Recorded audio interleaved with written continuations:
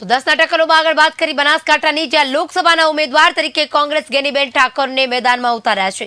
ભાજપના ઉમેદવાર રેખાબેન ચૌધરી સામે મહિલા ઉમેદવાર ગેનીબેન ઠાકોરને મેદાનમાં ઉતાર્યા છે। ખાસ કરીને મહિલા સશક્તિકરણની વાત અને જિલ્લાના પ્રશ્નોને લઈને તેઓ લોકસભા મત વિસ્તારમાં પ્રજા વચ્ચે જશે। ગેનીબેન ઠાકોરે જણાવ્યું હતું કે આ વખતે બનાસકાંઠા મારું મામેર ભરશે છે અને જીતનો પૂરેપૂરો વિશ્વાસ છે।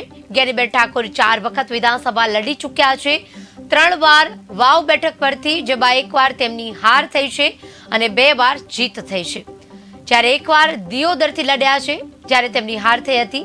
ભાજપે રેખાબેન ચૌધરીને શિક્ષિત મહિલાને મેદાનમાં ઉતાર્યા છે, જેની સામે કોંગ્રેસના ફાયર બ્રાન્ડ નેતા ગણાતા ગેનીબેન ઠાકોરને ટિકિટ આપી લોકસભામાં ઉતાર્યા છે।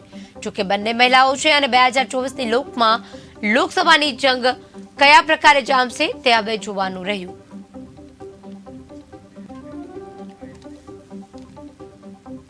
ભારત માતા કી જય।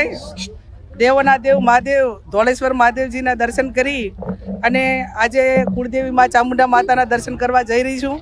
ત્યારે ગુજરાત પ્રદેશ કોંગ્રેસ સમિતિના અમારા સર્વ નેતા પ્રદેશ પ્રમુખ શક્તિસિંહજી ગોહિલ, KICCના તમામ હોદ્દેદારો, પ્રભારીશ્રી અને ઓલ ઇન્ડિયા કોંગ્રેસ કમિટીના તમામ મેમ્બરો કે જે ટિકિટ આપવાના ઓથોરાઇઝ છે એ તમામનો હૃદયપૂર્વક આભાર માનું છું। બનાસકાંઠા જિલ્લાની અંદર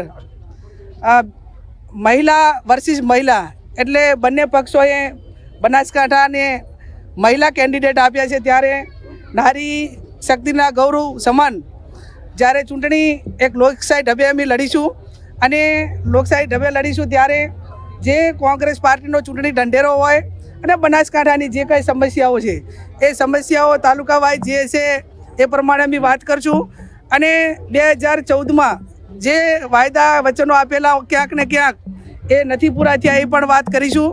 સાથે એક બનાસની બેન તરીકે ચૂંટણી મેદાનમાં પાર્ટીએ મોવડી મંડળે જ્યારે આ મોકો આપ્યો છે ત્યારે હર હંમેશા હું 28 વર્ષથી બનાસકાંઠા જિલ્લાના વિવિધ તાલુકાઓમાં જાહેર જીવનના વ્યક્તિ તરીકે જે કરવું પડે એ નાના મોટા પ્રસંગો હોય, શિક્ષણનું કામ હોય, આરોગ્યનું કામ હોય, લોકોની સમસ્યા હોય એ સોલ્યુશન કરવા માટે મીડિયાના માધ્યમથી કે અન્ય રીતે સરકાર સુધી અવાજ પહોંચાડવાના કાયમી પ્રયત્નો કર્યા છે। અને દાંતીવાડા જે કંઈ મીટિંગ થઈ એની અંદર એક બનાસની બેન તરીકે સમગ્ર બનાસકાંઠાની જિલ્લાની જનતા પાસે મામેરું પણ માગ્યું છે। 2017 ને 22માં વિધાનસભાના 36 કોમે 18 સમાજે તમામ સમાજોએ સાથે મળીને એક સંસ્કૃતિ પ્રમાણે જે મતનું મામેરું ભરી અને ધારાસભ્ય તરીકે મોકો આપ્યો હતો અને એને આગળ વધાવતા મને 100% બનાસકાંઠાની જિલ્લાની જનતા ઉપર પૂરો ભરોસો છે। એ આ ચૂંટણીની અંદર લોકસભાના ઉમેદવાર તરીકે ટિકિટ આપી છે અને એમાં પણ મતનું મામેરું ભરી વાવની જનતાએ કર્યું એમ બનાસકાંઠાની જિલ્લાની જનતા પણ મામેરું ભરશે એવો મને જનતા ઉપર 100% ભરોસો